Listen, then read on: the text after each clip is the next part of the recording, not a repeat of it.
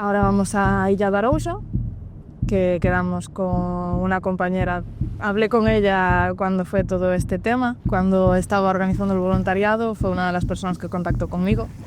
Faime moitísima ilusión estar hoxe aquí. Bueno, por desgracia sigue habendo bastante lixo, pero esta foi a primeira praia onde viñemos a probar uns instrumentos de limpeza cando nos enteramos do tema dos pellets, e onde empezou todo, onde empezamos a vir 4 voluntarios, que despois pola tarde xa éramos 15, e despois pola noite xa éramos máis.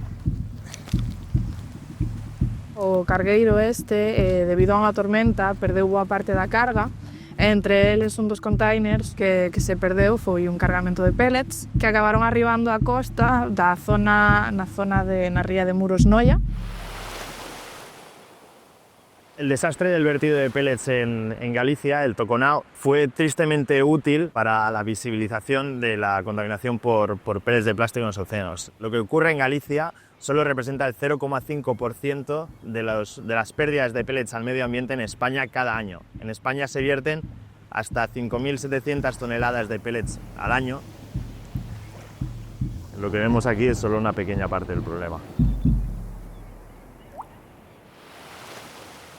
Cuando hablamos de los pellets nos estamos refiriendo a estas pequeñas bolitas de plástico, estos polímeros, los cuales principalmente son transparentes o pueden ser de varios colores. La presencia de ellas se inició alrededor de finales de los años 60, inicios de los años 70, cuando se impulsó el complejo petroquímico aquí en la zona de Tarragona, ¿no? El problema de los pellets y del plástico en general es que por efecto de la luz ultravioleta se van fragmentando a trocitos cada vez más pequeñitos. Esto quiere decir que estos nanoplásticos que están en el océano, que vienen de la degradación de los pellets, pueden ser directamente ingeridos, filtrados por el marisco y afectar a las mariscadoras, pero afectarnos a nosotros en general también. Nosotros somos como un océano. Si un nanoplástico es capaz de traspasar membranas celulares, quiere decir que los encontramos ya en todo nuestro organismo.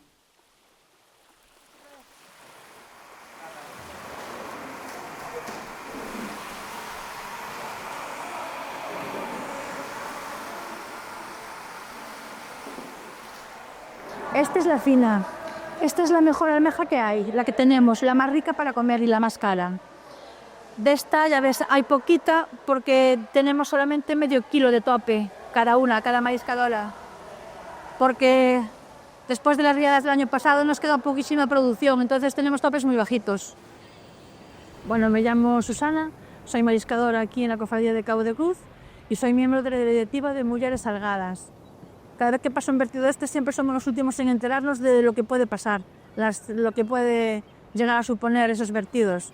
Entonces salimos mucha gente pues a recogerlos de la playa y a intentar sacarlo, porque sea lo que sea, todo lo que sea plástico en la playa no hace nada bien. Pensamos que ao ser plásticos pequenos que non nos contaminan tanto, pero a verdade é que eses plastiquillos sí que chegan a todos os peixes, porque eso sí que os comen. Da xestión penso que non se fixo moi ben, porque dende logo do Prestige entendo que había que saber cal era o problema e buscar solucionalo, non evitalo ou poñer os medios e só facer o despliegue cando xa a xente estaba nas playas. Enténdese que se invirteu tanto logo do Prestige debía de haber unha solución moito máis rápida e eficiente. Son Dolores Gómez, de Rianxo, a Coruña, e levo 30 anos dedicándome ao cultivo de mexillón na ría de Arousa. A parte son presidenta de Mulleres Salgadas, unha asociación galega de mulleres do mar, que é unha asociación do sector pesqueiro de Galicia. Mulleres Salgadas naceu para reivindicar o papel da muller no sector pesqueiro, que nunca estuvemos representadas, nin estamos representadas no sector pesqueiro. Soy María Vales, mariscadora da Cofradía de Vilanova de Arousa e vocal de Mulleres Salgadas. Fue la zona cero del vertido. Normalmente la ría de Muros cuando hay una catástrofe suele ser una de las más afectadas, la zona de Muros y la ría de Muros. Eu son Ana Freiría, son socia activista de Ecologistas en Acción. Lógicamente, nos os galegos, especialmente os que somos de costa, temos moi presente o que pasou co Prestige. Evidentemente, bueno, eu era moi pequena, era, non sei, tiña 10 anos ou así, eu fui limpar a lanzada, eso quedache grabado, eso non o esqueces nunca. E cada vez que pasa algún verquido, sexa do que sexa, pois venche eses recordos á mente, é moi duro para todos.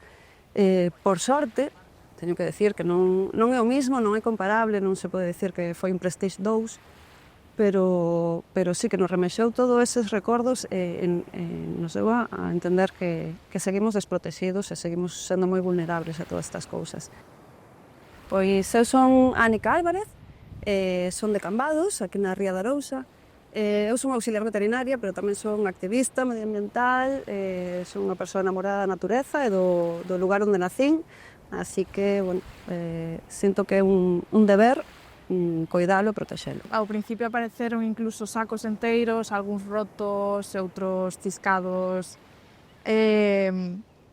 Principalmente a labor que se fixo neses primeiros días foron por parte dos veciños, da veciñanza. Tamén eu entereime de todo isto a través de redes, non? A xente empezou a subir todo o que pasaba, non? A través de redes, as recomendacións, as necesidades de axuda, todo o desastre, toda a información, as precaucións a tomar e todo isto foi me chegando a través de redes e foi cando miramos toda a envergadura que empezaba a ter, foi cando dende a organización dixemos que tiñamos que aportar, que tiñamos que axudar. E unha das cousas boas que pasou é que a xente foi consciente de todo eso. Xa non só foi o problema dos peles, sino que foron conscientes de toda a variedade de residuos que hai aí e que todos proveñen do ser humano, ao final. Entonces, a raíz de eso tamén xurde un pouquiño inspirados en Noia Limpa e Limpia Arousa, que somos tres mulleres aquí da Ría, que nos estamos enfocando un pouquiño en dar visibilidade a toda esa problemática, en facela pública, en dar a coñecer todos estes problemas,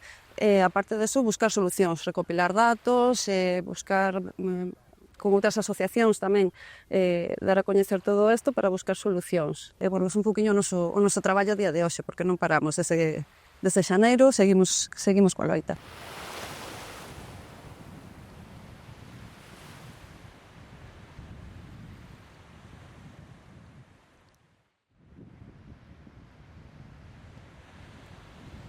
Estamos en la playa de la Mora, una de las playas de Tarragona afectada por la contaminación por peles de plástico provenientes del complejo petroquímico más grande del sur de Europa, donde se fabrican más de 2 millones de toneladas de pellets al año. Esto equivale a 80.000 contenedores como fue el que se vertió en Galicia. En 2018, después de surfear un temporal de levante, salimos del agua y nos encontramos toda la playa como si hubiese nevado. Fue allí donde empezamos a recopilar información, a hacer un seguimiento de las llegadas masivas de los pellets de plástico, porque realmente era un problema que no se trataba o que desde la administración y la población local se conocía, pero nadie había hecho nada hasta el momento. Soy Jordi Olivas, soy director de proyectos y cofundador de Good Karma Projects. Somos una ONG de acción y educación ambiental relacionada con la salud de los océanos. Soy surfista, navegante, apneísta, bueno, una persona que tiene una relación muy estrecha con el mar. Nosotros nunca hablamos de limpieza de playas, somos muy críticos porque lo que vemos aquí solo es la punta del iceberg. Aquí en Tarragona los vientos predominantes soplan de tierra a mar, como es el viento de semestral, que sopla más de la mitad del tiempo, y todos estos pellets que están flotando a superficie viajan afectando a todo el ecosistema mediterráneo. Mi nombre es Víctor Álvarez, soy originario de aquí de la ciudad de Tarragona y desde que soy pequeño y tengo conocimiento, ¿no? Pues tengo la imagen de la industria petroquímica alrededor de la ciudad. Tú vas a la playa, estás jugando con la arena y te encuentras, ¿no?, algunas piedrecitas pequeñitas, transparentes, que dices tú, ay, mira qué monas. Hasta que no llega alguien y te explica que esto realmente no son piedras, sino que son trocitos de plástico, ¿no? Son lo que llamamos los pellets, que es la materia prima principal de la industria petroquímica, con la que luego después se elaboran infinidad de productos plásticos para nuestros usos diarios. Yo soy Ana Sánchez Vidal, soy profesora agregada en la Universidad de Barcelona, en la Facultad de Ciencias de la Tierra, y estamos aquí con nuestro grupo de investigación investigando microplásticos mayoritariamente en el Mediterráneo desde hace aproximadamente una década. Aquí vemos una muestra de pélex de la playa de la Pineda, en Tarragona, y se ve claramente la gran diversidad de formas. Tenemos pellets cilíndricos, tenemos pellets que son más ovalados, hay pellets que son más redondos, hay unos más pequeños, hay unos más grandes. Lo más importante sobre todo ha sido determinar su origen. Por ejemplo, hemos visto que delante de Barcelona la contaminación por césped artificial es muy significativa. Buena parte de la muestra del microplástico es césped artificial. Todo esto no se conocía en ningún lugar del mundo, se habían hecho estudios, con lo cual es muy importante el poder tener el máximo de muestras posibles para poder determinar el origen de este plástico. Porque en definitiva, al final, si no vamos al origen, no podemos cerrar el grifo. Hasta el día de hoy no existía ningún tipo de regulación acerca de la pérdida de pellets de plástico al medio ambiente y conseguimos elevar esta problemática al Parlamento Europeo y el caso de Tarragona ejemplifica toda la pérdida de pellets por parte de la cadena de valor del plástico, desde el fabricante, distribuidor, operadores logísticos, transportistas, incluso los transformadores. Existen estas pérdidas que lo que hacen es que estemos, pues, como es el caso del Mediterráneo, uno de los mares más contaminados por plástico y microplástico del mundo. El efecto de los plásticos, sobre todo estos plásticos más pequeñitos en el organismo, que ya está estudiado, es doble. Por una parte, es una respuesta inflamatoria a la presencia de un objeto, ¿no?, que no forma parte de nuestro cuerpo. Y en segundo lugar, igual es el más importante, es todos aquellos aditivos que le hemos añadido al plástico para darle ese color, esta flexibilidad, esta plasticidad, esta resistencia y durabilidad. Todos estos aditivos como el bisfenol, como los ftalatos, esto los incorporamos y esto ya se sabe desde hace muchos años que son disruptores endocrinos, es decir, que interactúan directamente con el sistema hormonal, pues produciendo todos los tipos de enfermedades que ya conocemos. Al final, la responsabilidad de la presencia de los microplásticos y de los pellets en los océanos es una responsabilidad compartida. Es una responsabilidad de una administración que igual no está tratando unas aguas residuales como tendría que tratar o que no está penalizando a unas empresas que están vertiendo, ¿no?, una contaminación al océano. Pero también es una responsabilidad como sociedad, ¿no?, del uso que hacemos del plástico. Es responsabilidad también de los legisladores. De que se tiene que regular determinados usos del plástico y es un problema también a nivel empresarial. Se tiene que diseñar los productos para que al comercializarlos no sean vertidos fáciles de plástico. Es responsabilidad compartida entre todos y entre todos es donde tenemos que actuar. Non é que se pode volver a repetir, é que se leva producindo moitos anos isto. O que pasou é que nos demos conta, porque, por sorte ou por desgracia, chegaron sacos cheos.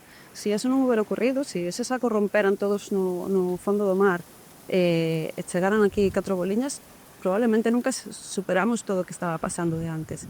E realmente leva anos acontecendo, porque non hai máis que remitirse as probas. Nos estamos encontrando pellets de todos os tipos, todas as cores, todos os tamaños, desgastados de moito tempo. Principalmente algo que nós temos muy presente en Ecologistas en Acción é que é necesario de crecer. Temos que cambiar a nosa forma de consumir. O transporte marítimo é inmenso porque consumimos moitos produtos que veñen de outra parte do mundo, ¿no?, en vez de intentar ter unha produción máis local. Reducir o plástico é necesario, é imprescindible. Non temos que deixar de depender tanto dos combustibles fósiles, do petróleo en xeral, ¿no? Hai alternativas, os nosos avós tiñan alternativas, ¿no?